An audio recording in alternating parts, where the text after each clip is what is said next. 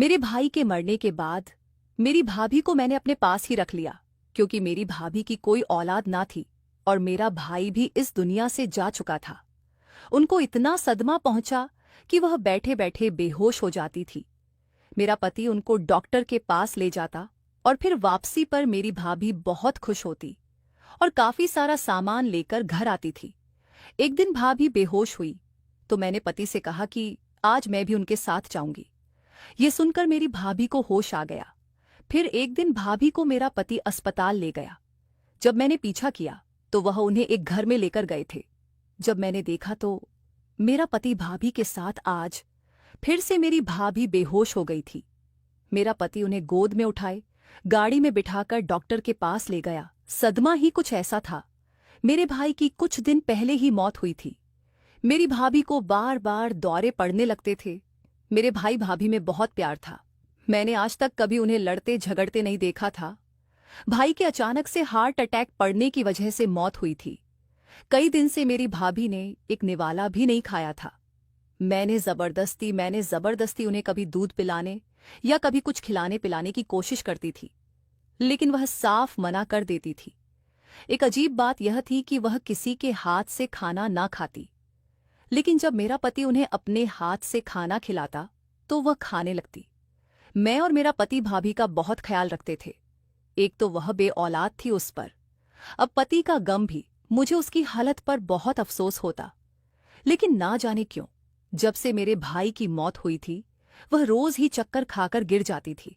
मेरे पति उन्हें डॉक्टर के पास ले जाते। मुझे तो परेशानी सी होने लगी थी। एक तो मेरी भाभी किसी काम को हाथ भी नहीं लगाती थी, सारा काम मैं ही करती थी। फिर मेरे दोनों बच्चे छोटे थे, उन्हीं से मुझे फुर्सत भी नहीं मिलती थी। उस पर अब यह आफत मुझ पर टूट पड़ी थी कि भाभी आए दिन बेहोश हो जाती थी। एक बात जो मुझे बहुत परेशान करने लगी थी वह ये थी कि मेरी भाभी मेरे पति से पर्दा नहीं करती थी। हालांकि उनका मायका भी ठीक ठाक पैसे वाला था, लेकिन वह अपने मायके भी नहीं गई थी। कहने लगी कि मुझे अब हमेशा अपने इसी घर में रहना है, जबकि वह जवान थी।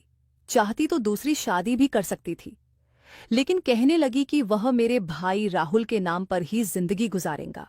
बार तो मैंने यही सोचा कि वह सदमे में है, जैसे जैसे वक्त गुजरता गया वह ठीक हो जाएंगी, लेकिन अब तो महीना गुजर गया था। अब मेरी भाभी की हरकतें मुझे कुछ अजीब लगने लगी थीं। वह पूरा दिन कमरे में बंद रहती।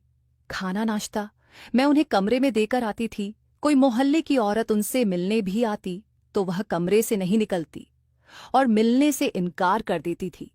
कहती थी, मुझे राहुल के बारे में बात करके दुख होता है। अब यह भी नहीं था कि वो हर वक्त रोती रहती थी, पूरा दिन नॉर्मल ही रहती थी। लेकिन जैसे ही मेरा पति घर में आते वो कमरे से बाहर आ जाती और मेरे पति से लिपटकर रोने लग जाती। कहने लगती, तुम्हारे जीजा ने मुझे क्यों अकेला छोड़ दिया? मैं अब किसके सहारे जीऊंगी? मुझे ना जाने क्यों अब भाभी की बात बुरी लगने लगी थी। अगर उन्हें इतना गम था तो मेरे गले लगकर रो लेती, अपना जी हल्का कर सकती थी।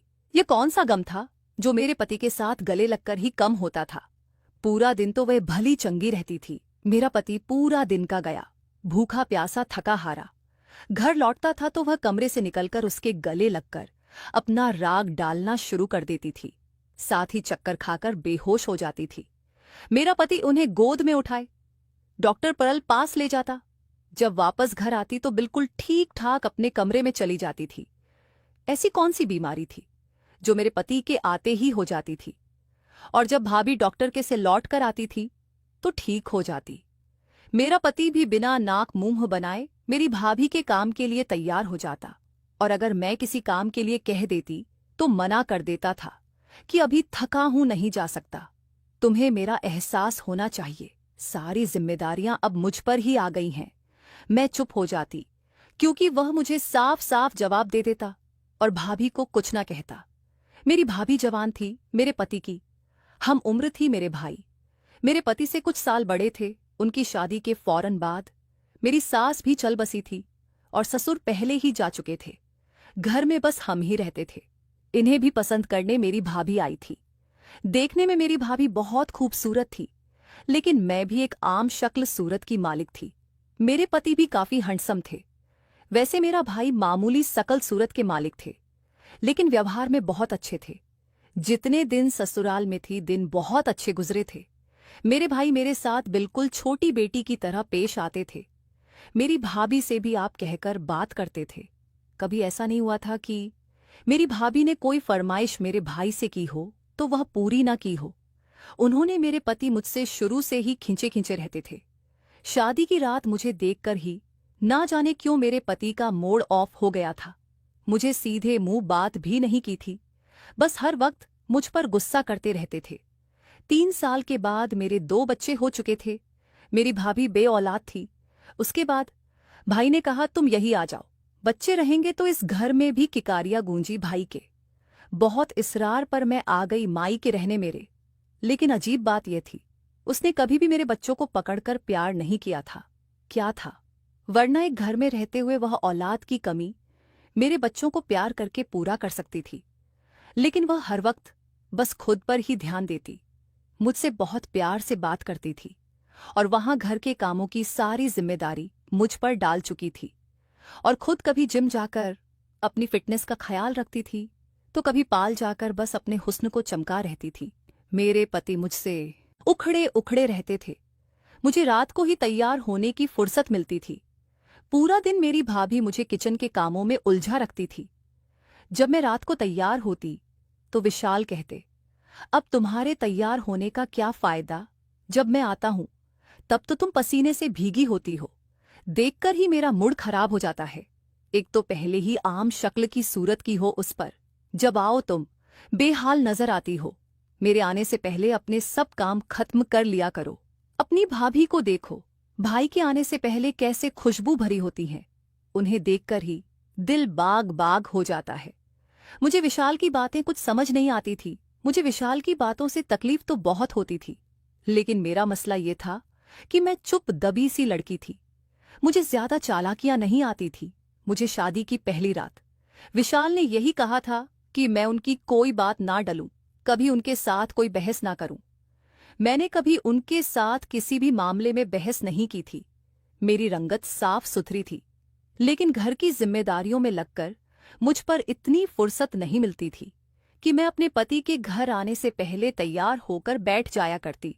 बल्कि अक्सर यह होता कि जब भी मेरे पति के आने का वक्त होता, मैं किचन का काम निपटाकर कमरे में जाने लगती, तो मेरी भाभी तैयार होकर अपने कमरे से निकलती और कहती कि दिया, तुमने अभी सलाद तो तैयार नहीं किया है। तुम्हें पता है ना कि विशाल को सलाद कितना पसंद है। चलो पहले सलाद बना ल। कैसी बीवी हो तुम, अपने पति की पसंद नापसंद का भी तुम्हें पता नहीं है। मुझे देखो, विवेक के साथ साथ विशाल की पसंद नापसंद का भी मुझे अच्छी तरह पता है। मैं सलाद बनाने लगती।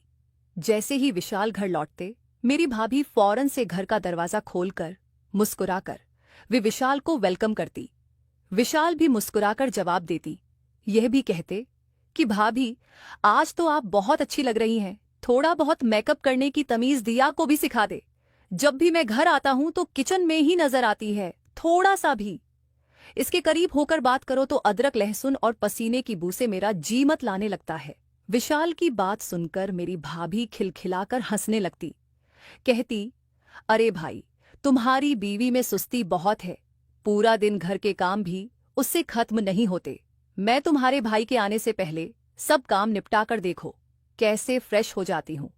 लेकिन मुझे यह बात समझ नहीं आती थी कि यह रंग रूप को वह सिर्फ विशाल को ही दिखाती थी। जब मेरे भाई अपने काम से थके आते तो तब भी वह आंगन में विशाल के साथ बातों में बिजी रहती। बाहर की डोरबेल बजती तो मुझसे कहती कि दिया, दरवाजा खोलो, तुम्हारे भाई आए होंगे। मैं किचन से सलाद बनाने के बाद रोटियां पकाकर बाहर निकलती, दरवाजा खोलती, अपने भाई को नमस्ते करके अपने कमरे में चली जाती। जब नहा धोकर जल्दी जल्दी नीचे आती तो भाभी टेबल पर खाना लगा चुकी होती है। बल्कि कई बार तो ये होता था कि विशाल और भाभी खाना खा चुके होते थे। मेरे भाई भी थके हुए थे। जब वह फ्रेश होकर बाहर आते तो उनका खाना भी ढका हुआ रखा होता था। भाभी विशाल के साथ टीवी देख रही होती थी, लेकिन मेरा भाई उन बातों को महसूस नहीं करते थे। वह चुपचाप खाना खा लेते। जैसे ही खाना खाकर खाली होती, भाभी मुझसे कहती कि अब किचन तुम संभालो, मैं बहुत थक गई हूं। मैं टेबल से बर्तन उठाने लगती और यह भी सोचती कि पहले भी तो मैं ही किचन संभालती हूँ, वह करती ही क्या है, बस अपने हुस्न को चमती रहती है। मैं शादी के चंद माह बाद ही गर्भवती हो गई थी। विशाल का रवैया भी मुझसे कुछ बेहतर हो गया था। जब मेरा पहला बेटा हुआ तो विशाल के साथ साथ मेरा भाई भी बहुत खुश हुए थे। उन्हें बच्चों की बहुत ख्वाहिश थी। वह जब भी घर लौटते मेरे बेटे को पकड़ लेते, इससे बहुत प्यार करने लगते। वही उनके उल्टा मेरी भाभी मेरे बेटे को नहीं पकड़ती थी। वह मुंह से तो बहुत कहती थी कि उन्हें औलाद की बहुत ख्वाहिश है, लेकिन मैंने कभी उनकी आंखों में औलाद की तड़प नहीं देखी थी। अभी मेरा बड़ा बेटा चंद माह का ही हुआ था कि मैं फिर से गर्भवती हो गई थी। मुझे लगा था कि मेरी खराब तबीयत को देखते हुए मेरी भाभी मेरा एहसास करेंगी, लेकिन मेरी जिम्मेदारी इतनी ही रही। छोटे बच्चे के साथ इस हालत में भी मैं किचन के सब साफ काम संभालती थी। अगर कभी विशाल से शिकायत कर भी देती थी कि भाभी मेरी बिल्कुल मदद नहीं करवाती, तो वह मुझ पर चिल्लाने लगते, कहते कि तुम अब जाहिल औरतों की तरह लगाई बुझाई शुरू कर दो ताकि हमारे घर में फसाद पड़ जाए।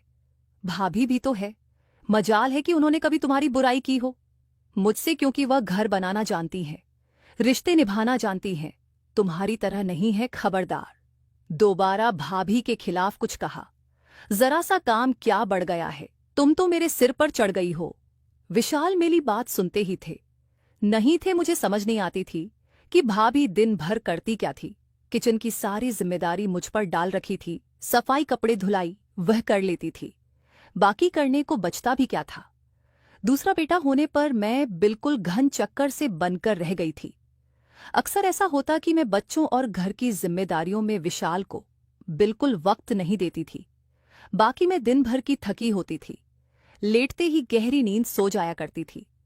खुद के लिए भी कुछ वक्त नहीं मिलता था। और अजीब बात यह थी कि विशाल ने मुझसे करना छोड़ दिया था।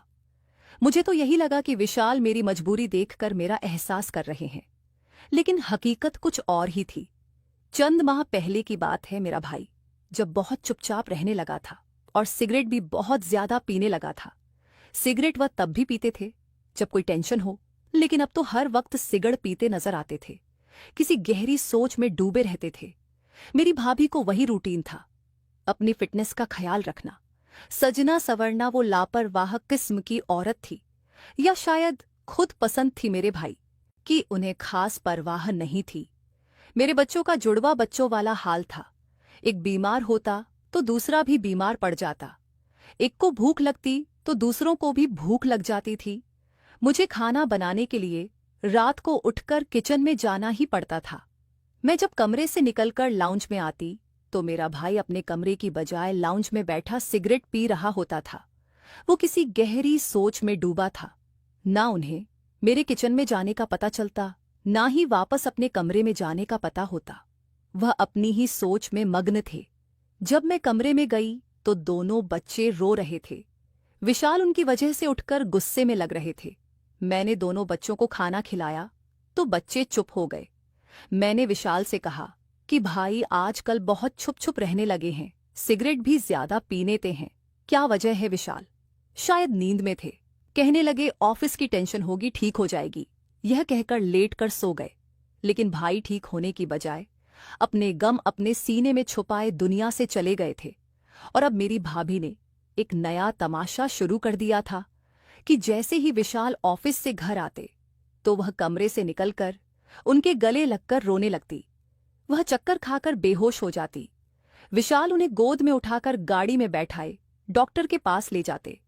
जब वह वापस आती तो खुश नजर आती। मेरी तो हैरत की इंतहा उस दिन ना रही थी जिस दिन उनकी इच्छा पूरी हो चुकी थी। लाल रंग का जोड़ा पहने वो फुल मेकअप किए कमरे से बाहर निकली थी। फिर रोने लगी, शक्ल बनाकर विशाल से कहने लगी, विवेक को मैं ऐसी अच्छी लगती थी, कहते थे तुम हमेशा सजी सबरी रहा करो, लेकिन अब वह नहीं रहे। लोग मुझे कहाँ इस तरह से बना सवार देखकर जीने देंगे जैसा वह चाहते थे।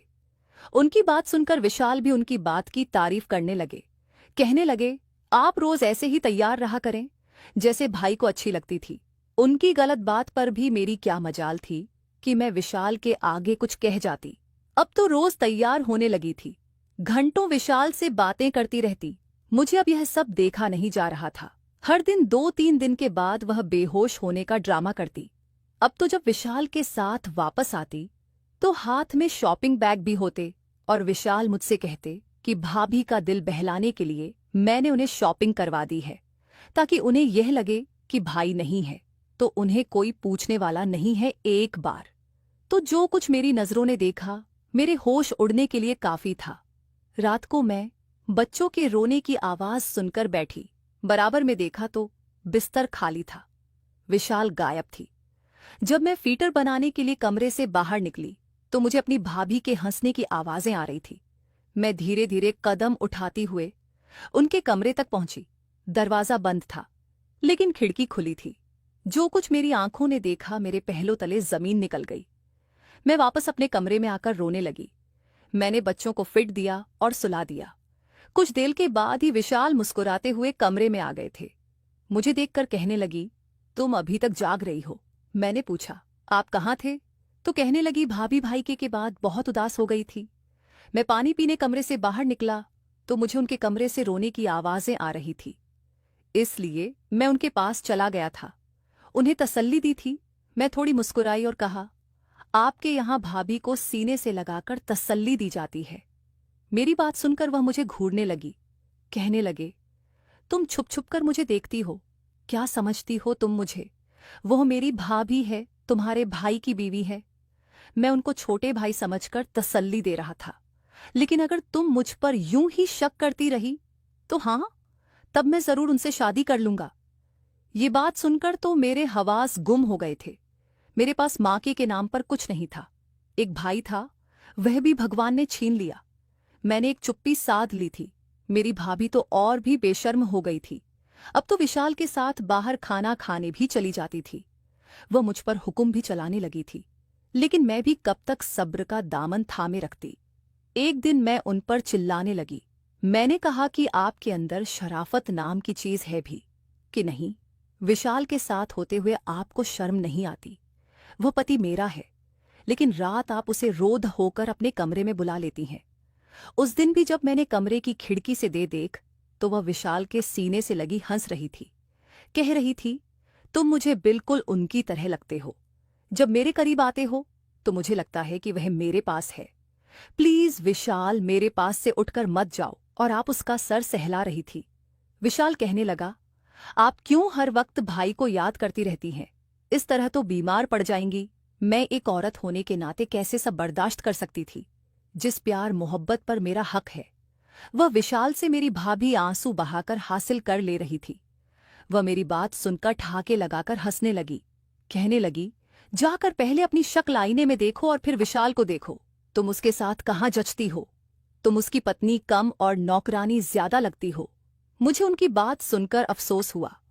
मैंने कहा, तो फिर आपने मेरे लिए क्यों पसंद किया?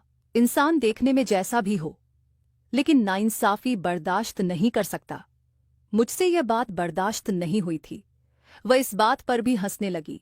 कहने लगी कि मैंने जानबूझकर तुम्हारे लिए विशाल को पसंद किया था। मैं जानती थी कि तुम और विशाल के हिसाब से अच्छी नहीं हो। असल में मुझे तुम्हारे लिए विशाल जैसी लड़का ही चाहिए था, ताकि वह तुम्हारी बजाय मुझे देखने पर ध्यान दे, मेरी तारीफ करे। क्योंकि मेरे साथ भी ऐसा ही हुआ था। मैं कितनी सुंदर थी, लेकिन मेरे माता पिता ने तुम्हारे भाई की सिर्फ शराफत देखकर एक मामूली शक्ल सूरत वाले शख्स से मेरी शादी करवा दी थी। मैं जब विदा होकर इस घर में आई तो पहली बार मैंने तुम्हें देखा था, तो मैंने तभी सोच लिया था कि तुम्हारे लिए लड़का मैं ढूंढी जो तुम्हारे भाई से बिल्कुल अलग हो। मैंने तुम्हारे भाई को पहले ही मना लिया था कि तुम्हारी इकलौती बहन है, लड़के के माता पिता ना हो, उस लड़के को हम अपने साथ ही रख लेंगे। तो पहली एक नजर में विशाल पर अपना दिल हार बैठी थी। तुम्हारे भाई के कमरे में दुल्हन बनी बैठी थी, लेकिन मेरे दिमाग में बस एक ही शख्स था और वह था विशाल। विशाल को मैं पहले ही जानती थी। तुम्हारा भाई मेरे रूप की तारीफ बहुत करते थे, लेकिन मुझे कभी उनकी जबान से अपनी तारीफ अच्छी नहीं लगती थी। मैं तो रोज विशाल के लिए सस्ती सती थी। वह मुझे तुम्हारी भाभी समझता था, इज्जत भी करता था, लेकिन एक ही तकलीफ होती थी मुझे विशाल सी, कि वह मुझसे दूर दूर रहता था। मुझे देखता नहीं था, शायद इसलिए कि मैं उसकी पत्नी की भाभी थी। लेकिन विशाल की यह आदत मेरी जान जलाकर रख देती थी। लेकिन मुझे ना पति की परवाह थी ना तुम्हारी। मैं सुंदर रूप की मालिका हूं, मुझे हैंडसम आदमी चाहिए था। अब विशाल मेरी सोच पर पूरा उतरा हुआ था। तुम्हारे भाई को बच्चे अच्छे लगते थे, लेकिन मुझे अपनी फिटनेस प्यारी थी। मैं कोई बांझ नहीं हूं, ना ही तुम्हारे भाई में कोई ऐसी कमी थी। मैंने खुद ही बच्चों का झंझट नहीं पाला, क्योंकि मैं तुम्हारे भाई से दूर रहने के और विशाल के करीब होने के बहाने ढूंढती थी। मैं धीरे धीरे विशाल से बातें करने लगी, उसके साथ वक्त गुजारने लगा। तुम्हारे भाई को यही लगता था कि मैं विशाल का ख्याल रख रही हूं, ताकि उसे मां की कमी महसूस ना हो। जब भी विशाल ऑफिस से वापस आ, मैं तैयार होकर उसके सामने आती। फिर मैं विशाल से खुद पूछती कि मैं कैसी लग रही हूं, क्योंकि मैं चाहती थी कि वह मुझे देखे और मुझे देखकर मेरी तारीफ कर देता तो मैं हवा में उड़ती फिरती थी। अगर तुम मुझसे ज्यादा सुंदर होती तो वह तुम्हारी तरफ खो जाता, और यह मुझसे बर्दाश्त नहीं होता। तुमसे शादी के बाद मुझसे शिकायत की थी कि मैंने उसके लिए तुम्हें क्यों पसंद किया। कहने लगा कि भाभी कोई अपनी जैसी लड़की ढूंढ लेती। यह सुनकर तो मेरा दिल ही झूम उठा। तुम्हें तो मैं हर वक्त इसलिए किचन में उलझाया रखती थी ताकि तुम कभी भी विशाल के दिल में घर ना कर सको। वक्त यूं ही गुजर रहा था, लेकिन तुम्हारे भाई को मुझ पर शक हो गया। उन्होंने मुझसे मुंह से तो कुछ नहीं कहा, लेकिन यह गम दिल को लगा लिया। वह मेरी आंखों में विशाल की मोहब्बत को देख चुके थे। मैं उनसे विशाल के लिए मोहब्बत का इजहार भी कर चुकी थी। यह भी कह चुकी की थी कि वह मुझे बिल्कुल पसंद नहीं है। मैं उनके साथ मजबूरन जिंदगी गुजार रही हूं। उसके बाद से तुम्हारे भाई कमरे की बजाय लाउंज में सोने लगी थी, चुप चुप रहने लगी थी। शायद इनसे यह बात बर्दाश्त नहीं हुई, इसलिए मेरी उनसे जल्द जान छूट गई। और अब विशाल की सारी हमदर्द या मेरे साथ है। वह दिन दर्द वो दिन दूर नहीं कि जब विशाल मुझसे शादी करके तुम्हें धक्के देकर घर से बाहर निकालेगा। मैं हैरत से फटी फटी आंखों से अपनी भाभी की गंदी इरादे सुन रही थी। जब बाहर का दरवाजा खुला, देखा विशाल बड़े गुस्से से अंदर आ गया और एक जोरदार तमाचा मेरी भाभी के मुंह पर मारकर कहने लगे कि मैं आपको अपनी बड़ी बहन समझता था और आप ऐसी घटिया सोच रखती हैं। मेरे बाप जैसे भाई को आपने मौत के घाट उतार दिया। अब अभी अभी यहां से दफा हो जाए, वरना मैं आपको जान से मार डालूंगा। जिस गुस्सैल अंदाज से विशाल बोल रहे थे, लगता था कि वह भाभी की सारी बातें सुन चुके थे। मैं दिल में अपने भगवान का शुक्र अदा किया, क्योंकि मेरी बात पर तो शायद कभी भी भरोसा न करते। मेरी भाभी की सच्चाई विशाल के सामने खुल चुकी थी, इसलिए वह वहां से चली गई। विशाल मुझसे नजर झुकाकर कहने लगी कि मुझे माफ कर दो, मैंने तुम्हारे साथ अच्छा नहीं किया। रिश्तों की खूबसूरती इसी में है, जो भी रिश्ता हमारा भगवान ने दूसरे के साथ बनाया है, उसे उसी नजर से देखा और गुजारा जाए, उसी में सबकी भलाई होती है।